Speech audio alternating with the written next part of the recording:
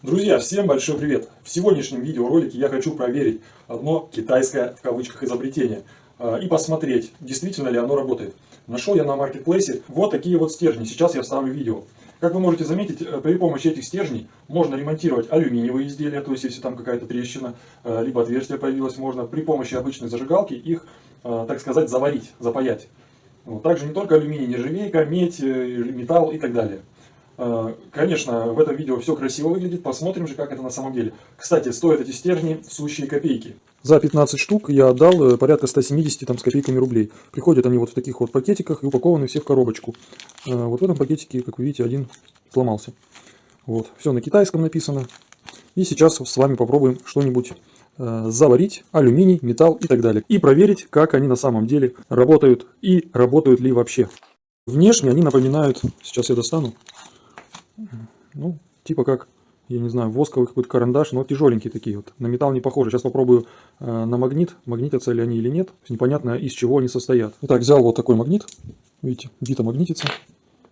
Этот вообще никак. То есть здесь металлического ничего нету. Возможно, здесь содержится какой-то сплав свинца и так далее. Что-то похожее на припой, либо олово.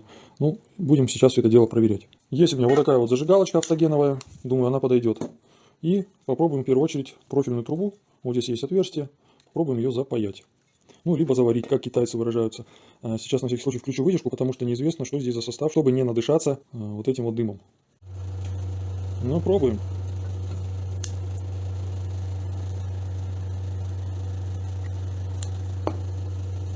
Ну вот, в принципе, как бы запаял. По запаху похоже, знаете, на что? На петарды. Вы когда-нибудь петарды взрывали? Такой же запах получается. Как бы провалился немного вот это отверстие. Попробуем еще подзапаять немного. Так.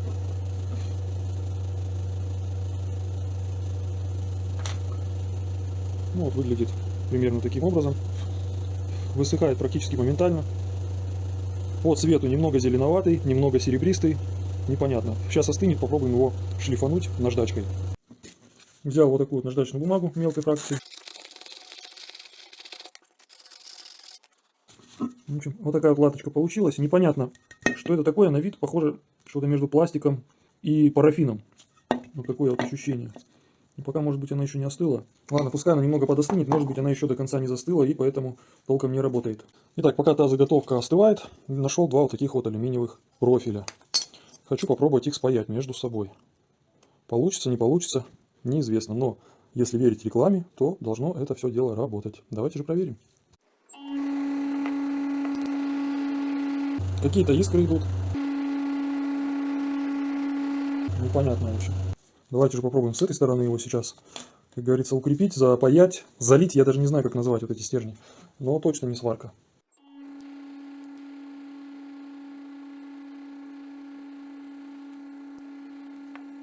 Пока вот эта деталь у нас остывает, давайте же попробуем запаять вот такую вот старую кастрюльку. Вот здесь вот есть отверстие.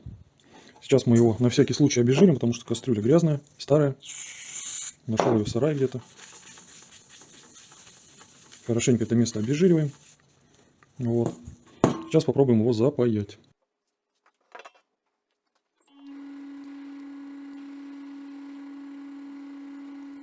Сейчас хочу поближе вам сфокусировать вот это вот место пайки, чтобы вы наглядно посмотрели. Есть, конечно, металлические оттенки какие-то в этом составе, но вот так вот выглядит место пайки. Сквозного отверстия я не наблюдаю. Сейчас налью сюда воды.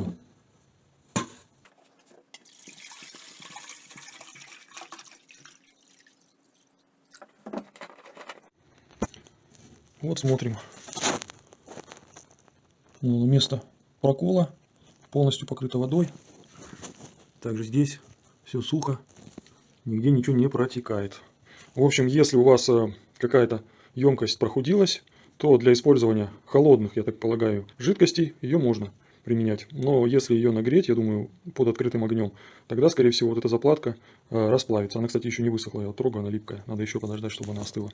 Но, в принципе, уже даже не высохла до конца, она держит без проблем воду и не дает ей вытечь. Следующее, что я хотел запаять, это вот такую вот алюминиевую баночку. Вот. Возьмем сейчас ножом, сделаем отверстие. Вот, отверстие сквозное. Видно, оно светится. И попробуем его запаять.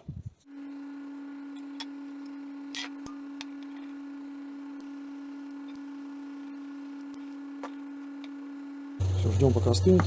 Вот и все, ждем, пока оно остынет. Здесь вот видно, оно вообще зеленоватого цвета какого-то. Капелька попала. Итак, сварка китайская застыла. Ну, сваркой назвать сложно, скорее всего, какой-то горючий клей, так сказать. Вот он у нас. С двух сторон я его запаял. Он держится довольно прочно.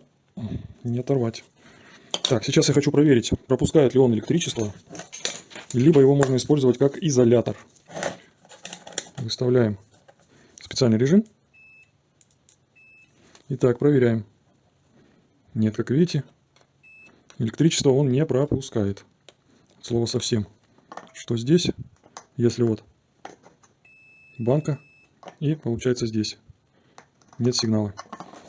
То есть, в принципе, этот стержневой клей можно использовать как изолятор. Например, изолировать какие-то поврежденные электрические провода. Я думаю, он без проблем их заизолирует, если у вас под рукой нету изоленты либо термоусадки. Далее. Использовать его можно как заделывание каких-либо отверстий в металлической алюминиевой таре. Без проблем залатывает, довольно крепкий. Вот сейчас уже подсох. Попробуем его отверткой. Нет, смотрим. Практически нет никаких повреждений. Держится нормально. То есть использовать его можно, но только для более-менее холодной воды. Если его нагреть больше 100 градусов, скорее всего, он просто расплавится и у вас жидкость вытечет. Вот. Что касается плюсов. Плюсы данных стержней, по крайней мере, на мой взгляд, в том, что вот я запаял, получается, запаял отверстие в кастрюльке, запаял с двух сторон вот эти вот шиллера, запаял вот эту баночку, запаял отверстие в металлическом, получается, профиле, и всего лишь навсего потратил половину стержня. То есть это экономичность. Дальше к плюсам это цена, они стоят очень дешево. Из минусов, что хочу сказать, хрупкие очень, вот смотрите, отломился кончик. Далее, ни в коем случае это не сварка и не припой, это обычный какой-то клей, но, опять же, по составу он не похож на термоклей. Обычный термоклей выглядит вот так вот, бывает разных цветов, и он эластичный. Этот же не эластичный. Припоем его тоже не назвать, потому что он не пропускает электричество. Вот. Как изолятор работает, это да, это тоже большой плюс. В общем, вот такие вот, ребят, дела.